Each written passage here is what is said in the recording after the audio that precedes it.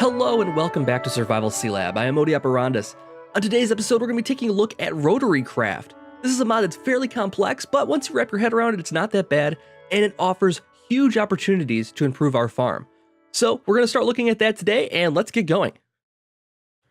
Alright, so as I mentioned, we're going to be taking a look at RotaryCraft today, but before I do that, I want to show off what I've been working on here. Last time we set up this ME network and got the crafting going for that, and that's pretty good. What I decided to do, I had some machines out here for some of the processing of it, but I decided to build a subfloor right here. And this is where I'm actually going to be doing the processing for things. So I'm going to have this all set up with the right recipes. So for instance, I have the processors in there that we'll need for all kinds of different things. So I have that set up to be automated right here now. So this subfloor will be filled with all those kinds of processes. I'll upgrade those to IC2 once we're ready to do that. I don't necessarily need to right now. This is pretty fast, but it can be even faster. It's not necessarily instantaneous compared to like what we can get with some upgrades on an IC2 machine, for instance. Anyways, as I mentioned, we're going to be taking a look at RotaryCraft. Now, this is a very in-depth mod, and it's got a lot of power built into it. It's its own unique power system, and it's going to require us to research this and build the things we need to get going on it to start with here. So, to begin with RotaryCraft, the first thing you want to make is a RotaryCraft manual. This will be like kind of a wiki for you in-game, and you can look it up in the NEI too. I think I have the recipe right here. Yeah, pretty much. So you build a RotaryCraft handbook, and this handbook will have everything you need to know about any machines you want to process to, you know, do farming or ore processing or anything like that. There's all kinds of different stuff, but it's all its own separate power system, so we can't use any of my previous power systems. This is all based around rotational, speed, torque, and power. So we're gonna have to like get used to using those kind of terms around here and understanding it. I played around with this a little bit in creative mode, and it's not that bad. Once you start looking at it and understanding the processes of it, it's not that bad. So I decided I would take a look at this today, and we will get going on it. So the first things we'll need to make for RotaryCraft, it uses a special kind of steel for everything. So that's an important aspect of this. You can't use regular iron for a lot of the things like the advanced machines. It uses HSLA steel ingots. And those are created using a blast furnace. Now, a blast furnace, I believe that's underneath, let's see here. I think it's underneath this one. Nope, not that one. Sometimes this is tough to find. That's the one thing that is a drawback to this. It's kind of tough to find things inside your manual here. Either way, we can always look it up in the NEI, but you need to know what you're looking for first of all. So we'll make a blast furnace. And this blast furnace is from right here, blast furnace from RotaryCraft. There's a couple different blast furnaces. For instance, the RailCraft has a blast furnace, which is a little bit different. But this one is fairly easy to get going on. It just requires stone bricks and some redstone. So we get to grab some redstone out of the machine here and some stone bricks, and we should be good with that. Let's see, stone bricks will be right here. Grab 64 of those. We'll need them for other things too. And some redstone. Let's grab a stack of that. We have plenty. We have 1,700 redstone and more because I set the quarry up again. So we're importing even more stuff as we go here. And I should mention too about our ME system before I get into RotaryCraft here. I put on some import buses on here, some fuzzy import buses, and these can be specified to take whole stacks of things. And this has made it so I can only use 2 of these, and it'll be no problem keeping up. I might even be able to get down to 1, but with a stack set onto it. But yeah, this is keeping up no problem. You don't even notice the items flowing into there. Well, yep, it's going. So you don't even notice the items flowing into there. I was gonna say maybe something shut off here, but it did not. Anyways, let's go take a look at RotaryCraft here. We have to make this blast furnace, and as I mentioned, it is just stone bricks surrounding a redstone. And so these basic recipes for things making the HLSA steel, for instance, it's regular vanilla stuff. What you'll need for this also is where do we want to put this? I don't really have a building for this or anything like that set up. Let's put it in this farm here because that's what I'm going to be doing. You notice I took out all my machines out of here. We got a clean slate here because I decided we weren't really needing food anymore at the moment. And we'll have a better process for making it with RotaryCraft here down the road. And the tree farm as well, we can have a better process for that too. So let's put this blast furnace right here.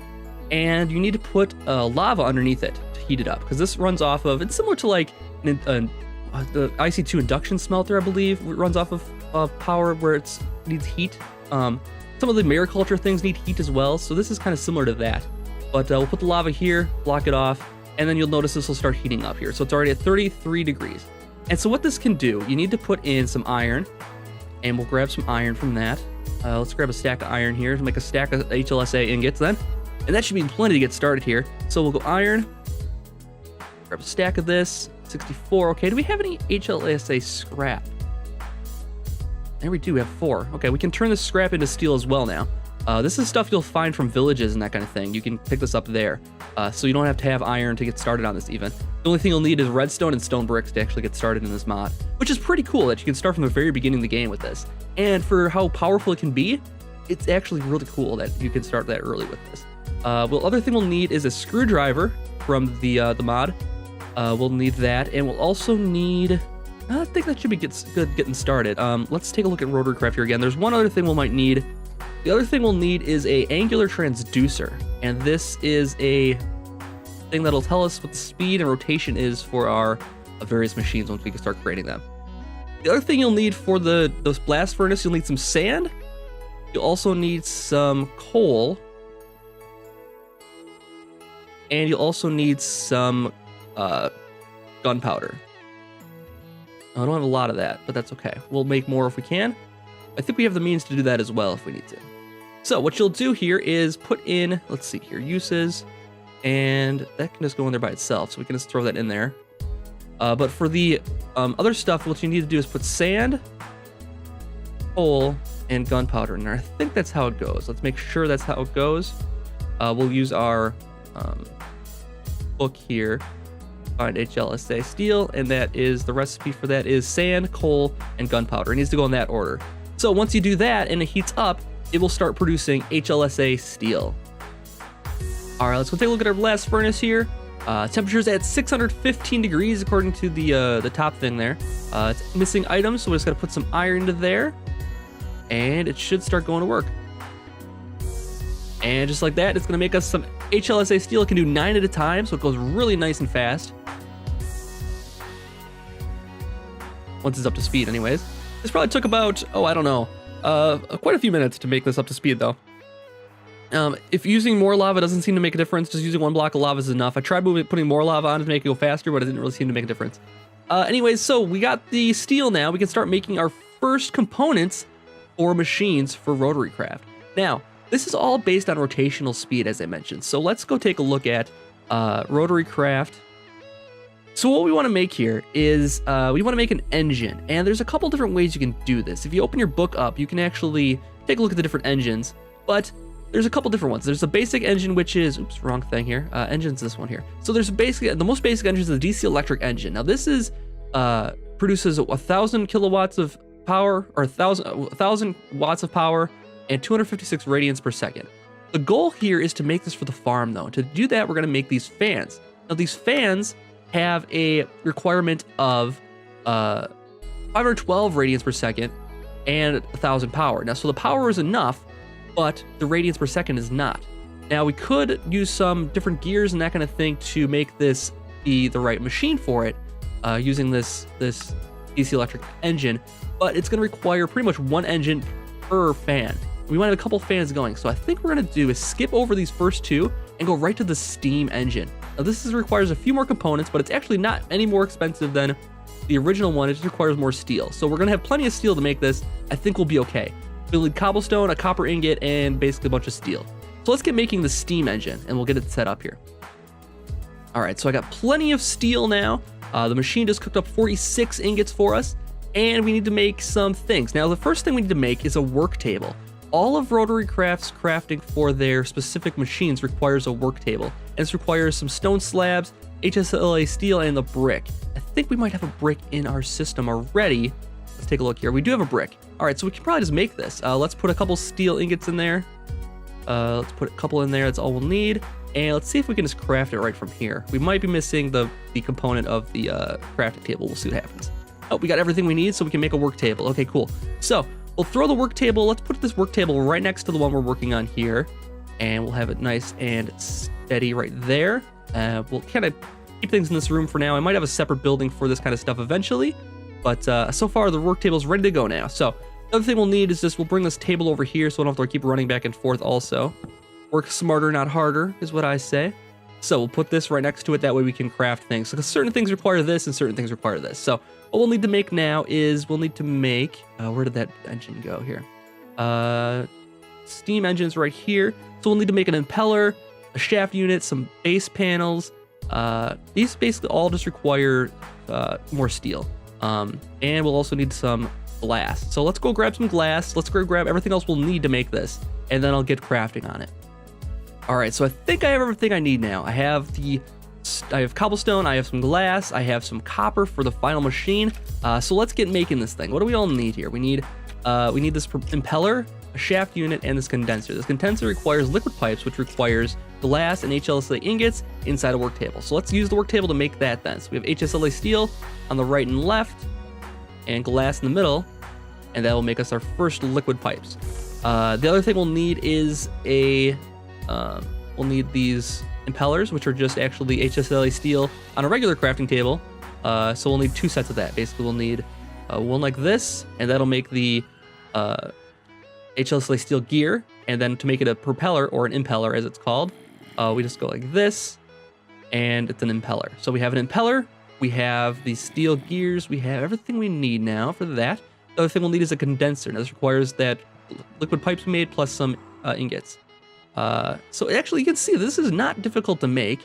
It's just a matter of wrapping your head around the rotational speed and the power requirements of things. And once you have an understanding of that, it's not that bad.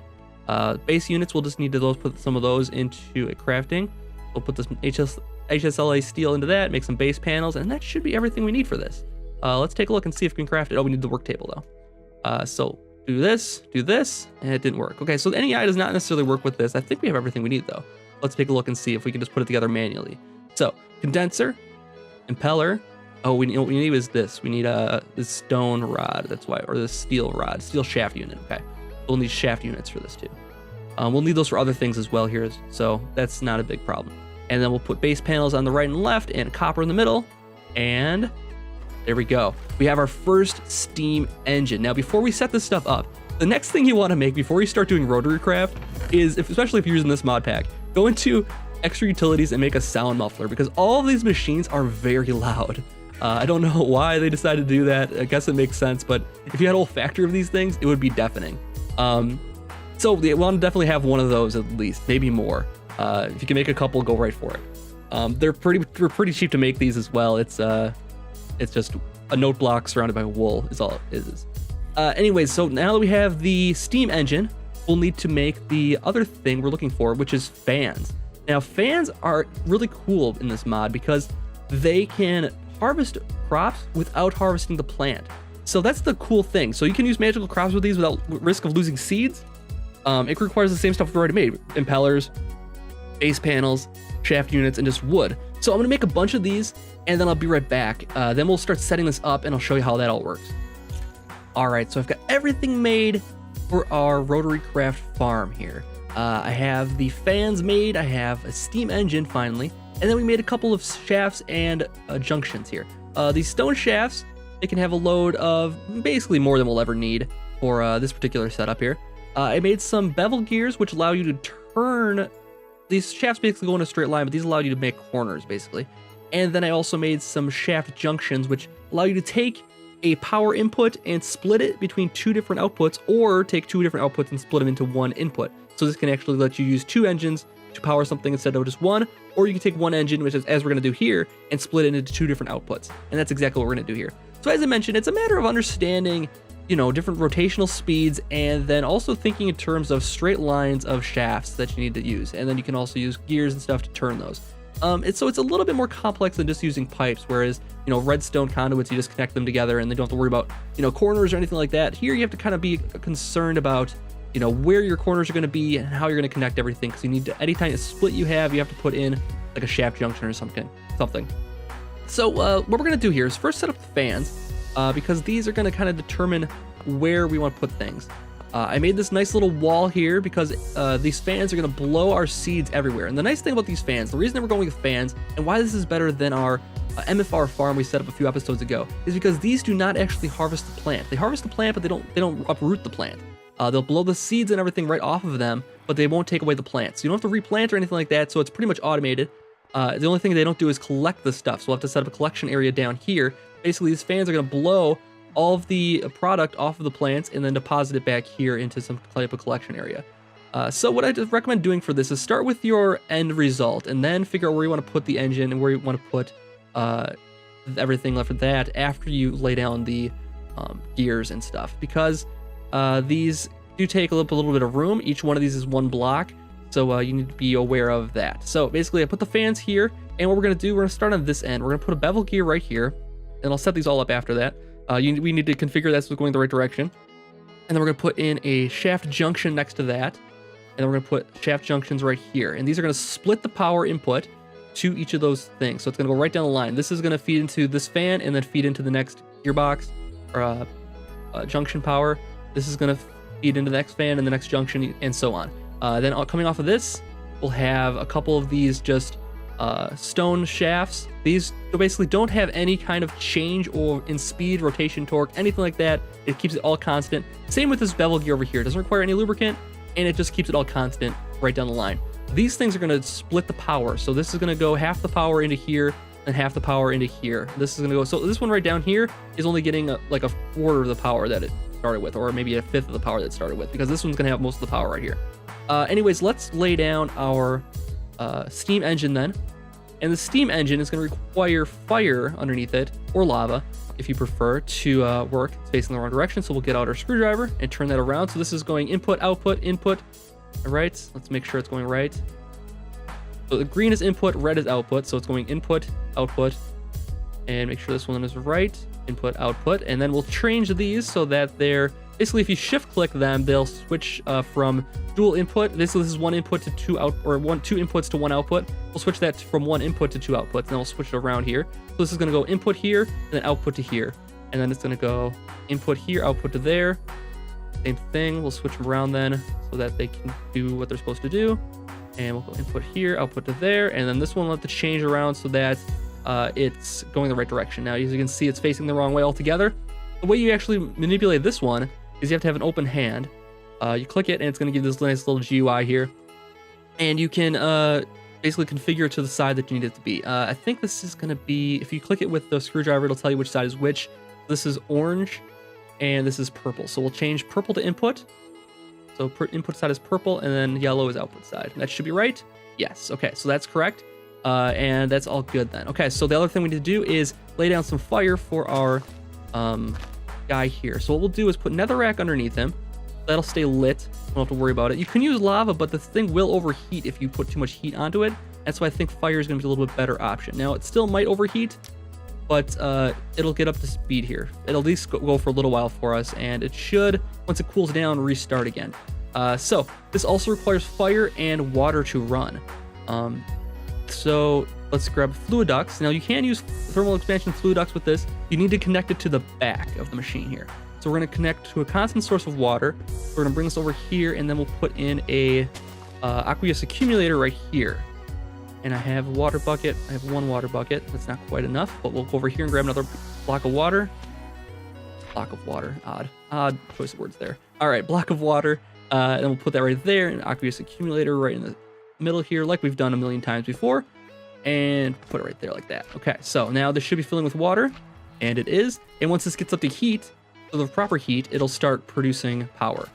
As I mentioned before, or maybe not, you want to make a sound muffler from this from extra utilities. This is a very crucial component to RotaryCraft, I believe, for reasons you'll see why in a second here. Oh, we got slimes down below us, apparently. Maybe I should take care of them quick here. We'll just leave them. They'll be sound muffled in a second here, so this should start outputting any minute now. Once it gets up to the green, the yellow range, it'll start going. And there you go. And as you can see, it is very loud. And then once these start going, it's gonna be even louder in here. So what you can do with this, so you notice it's not working right now, even though we have everything set up right. What we need to do still is click it with an open hand, and then change it so we tell it how we want to send the power. So we can send it to even, we can bend it so it's 1/3 bend. We can go, and there's probably a better way to calibrate this so we're not sending all the power into this one here. I think if we go like this, that'll work. We'll take a look and see how much power is receiving with this angular inducer here. Let's see, it's receiving 4 kilowatts of power. How much is this receiving? None yet. Okay, so let's get all these set up here. Click with an open hand, and we'll do 1 1 1 1 1 1, and this should get these all going. As you can see, it's very loud here now, so we're gonna plop this sound muffler down here, and that's gonna take care of all that for us. So you can see you can still barely hear it, but it's pretty good. So these are all running. I think there's probably a better way to set these up with the inline power. So right, because you can see it's producing, basically when you click with this, it's showing you how far this thing will go. So it'll go all the way down to here. If I can get it quite right. Oh, I can't fight against the wind. So if we go down to here, yeah, so it should go right about to here. Okay, so it stops right here. So we'll take this other block off here, and that's basically what we want to make sure happens for each of these. Make sure they're each receiving enough power. So this is receiving 4 kilowatts of power. This is receiving 6 kilowatts of power, so it's going to go a little bit further. This is receiving 3 kilowatts of power, so it's going a little bit shorter. This is receiving 1 kilowatt of power. So we definitely did do something right with this first one here by sending it to 3 to 1. I think we can actually make that a little bit better. We go 7 to 1. Let's see if it's getting less power now.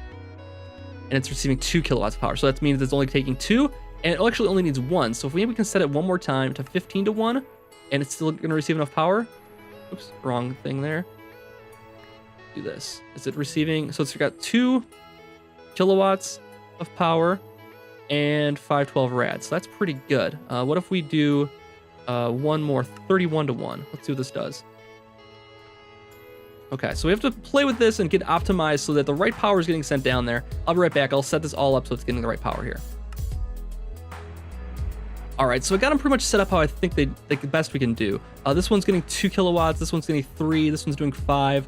This one's doing 2. And this one's doing 2.5 as well. So basically, it's going to go till right there, right for that last block. Basically, we want to make sure we get all the crops. So basically, we just want to make sure it's getting to the end here. So we need to just do this quick here. Oh, we can't get against it. Okay, let's go back here quick and make sure it's getting. Okay, so this is where it ends. This is the shortest one of all of them. So we'll put this. Make sure we have a collections pouch right here for our crops. And basically, what we can do now is, I probably should have moved this one away from the wall so we can have some lily pads of fertility over there. That would have been a good idea. So let me do that quick here. I know I got this all set up nice and pretty here, but let's move this 2 over, and then we'll have lily pads of fertility moving up and down the sides of these things to make sure our crops grow nice and fast. So give me one moment, I'll set that all up. All right, so I got my machines set up here how I want them to be now. Everything's correct, and I got my farm set up here now too. And as you can see, we have the lily pads of fertility going again. We got some fertilized dirt here. We got lily pads over here as well now. So everything's going really well. I had to put a backstop on here because things were just blowing right past our collection system here. But now that we have a backstop on there, I might just add another level to this. This is stopping them from blowing away, and then they're getting collected by these obsidian pipes, taken into iron transport pipes and cobblestone transport pipes, and then put in this chest here. And as you can see, I've only had this running for about maybe 10 minutes total, and it's already got a ton of stuff in here. So it's going pretty well, I would say. And this is pretty much endless now. This machine will run nonstop as long as it doesn't overheat, and it doesn't look like it is. It's holding pretty steady there. So this is infinite now. This is all set up, and it doesn't need to have any wood system to keep the fires burning on it. This is one of the great things about this engine in RotaryCraft.